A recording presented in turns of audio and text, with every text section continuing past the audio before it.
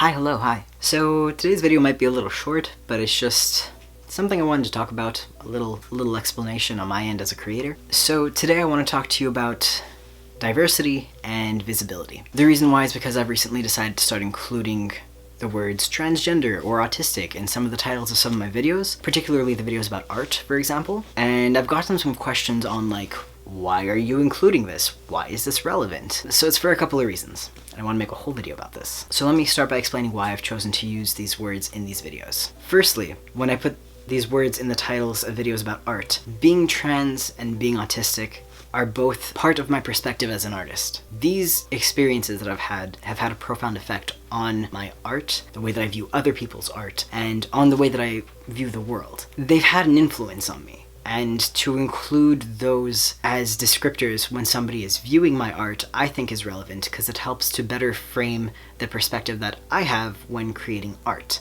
It helps put them a little more into alignment with where I'm at. So that's just like the first part, like the simplest answer is just, they're a part of me and it does influence my art, so that's why they might be in some of the art videos. But the second point is the one I wanted to focus on more here, which is I am really tired of only seeing the words transgender or autistic or disabled in the titles for videos that are either strictly educational or that are meant solely to inspire. Something that we like to refer to as inspiration porn. For example, those videos going around of like a little girl who's deaf gets a cochlear implant and hears her mother's voice for the first time, and then like all the able-bodied folks like cry and share the video and talk about how grateful they are and how life could be so much harder and all this stuff. Like literally our existence exists for the sole purpose of inspiring them and making them feel more grateful for their able-bodied lives.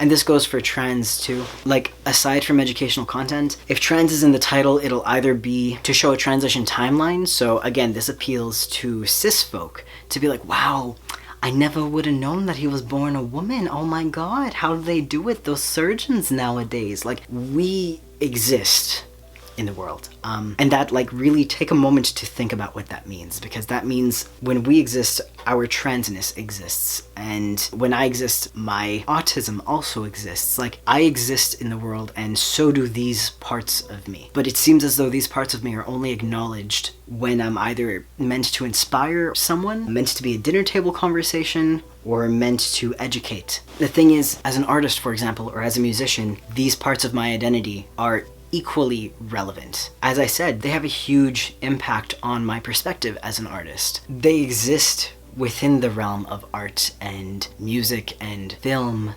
theater, dance, accounting, everywhere. They exist everywhere because we exist everywhere. And to only see these words being used in these specific contexts, I don't like that. I don't intend to be adding these words to my titles as clickbait because I'm not just adding them like for shits and giggles. I want to add these words to the titles that involve my hobbies, my achievements, my interests, things that it's like my galaxy time-lapse painting. I painted the galaxy on my girlfriend's back and I included autistic transgender artist because I'm an autistic transgender artist, and I want to start using these words as descriptors in some of my videos to kind of just normalize being trans and being autistic and being disabled in a context other than spectating. Visibility is important, and I feel like a lot of people who are part of the norm kind of take for granted the fact that they see themselves everywhere and don't realize how powerful it is to see yourself. I remember the first time that I saw a trans person in a TV show, and it was like just not a big deal. The character just was a trans man. It just felt so intimate, and I felt so involved. Like, I just felt like I was a part of something. Like, I can't explain, but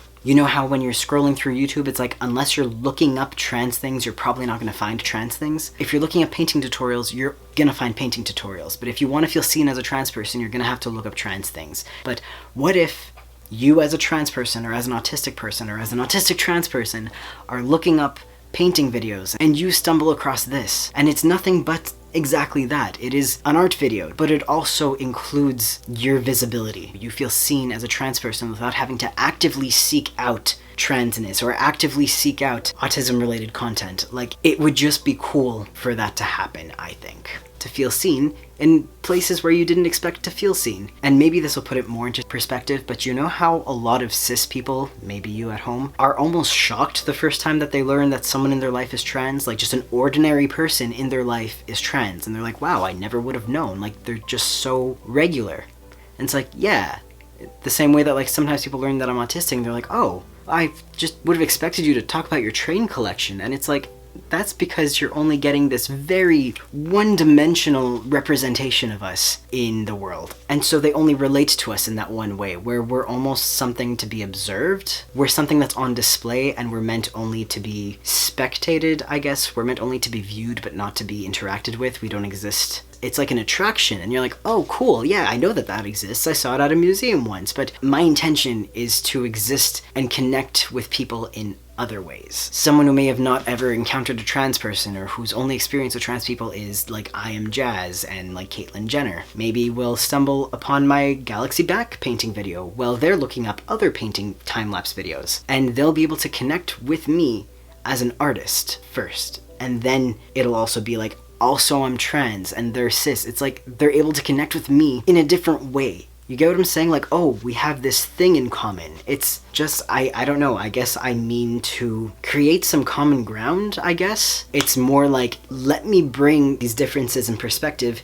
into this common ground that a lot of us may have, so that we could bond over this common thing, but I'm still integrating those different parts of myself. I'm still being visible as a trans person. I'm still being visible as an autistic person. And I think that that visibility is really important too.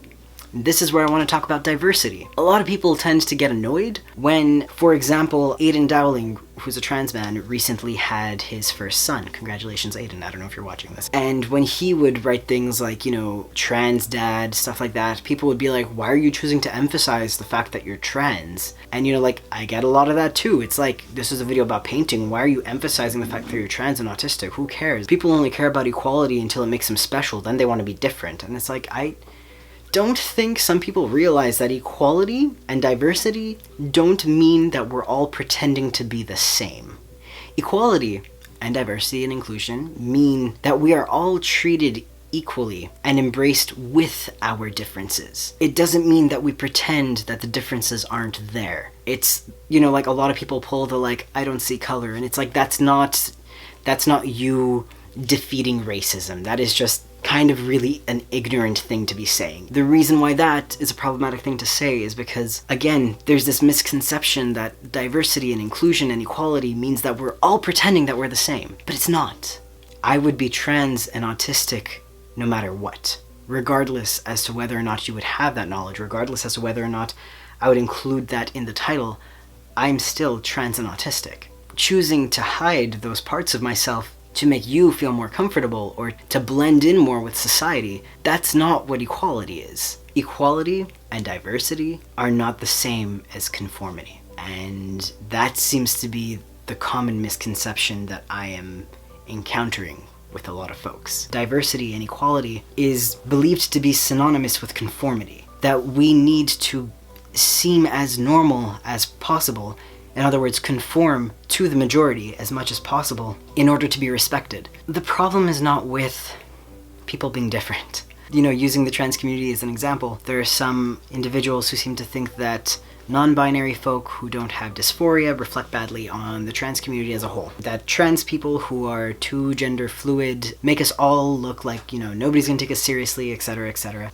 The problem is not with someone who likes to have a beard and paint their nails and wear makeup and identify as a different gender every day. Like, there's nothing wrong with them doing that. That is their prerogative. To each their own. If cis people look at that and think badly of the community as a whole because of an individual's actions, that's a problem with them outgrouping, with a mentality where they think that anyone who's not part of the majority must all be the same. If there's a lack of acknowledgement for individuality within marginalized groups, that is an issue with the majority's way of thinking, I guess. A true understanding of diversity is understanding that the trans community is as diverse and abundant as the cis community. The same way that I wouldn't look at Donald Trump and say, man, He makes all heterosexuals look bad. It just doesn't make sense. It would be an obscure thing to focus on if I would just stop liking heterosexuals because Donald Trump is heterosexual and he's a nightmare. Like, it's just the same way that we're able to look at people who are part of majority groups and not group them together. If cis people think that way about trans people, then that's a problem with a way of thinking and with a lack of acknowledgement and respect to individual diversity within marginalized communities and assuming that we're all the same because we're all part of the same group.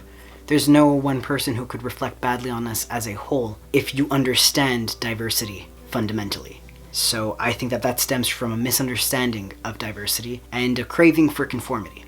So that's it. Hopefully that made some sense. Thank you for watching this video. I hope you enjoyed it. Let me know what you think. You're allowed to disagree with me. I am not the universal voice of reason. If you want to have a discussion about it, I'm open. Go ahead. And that's it. Thank you so much for watching. I hope you have a great day and a great week, and you take care of yourselves. Alright, thanks. Bye.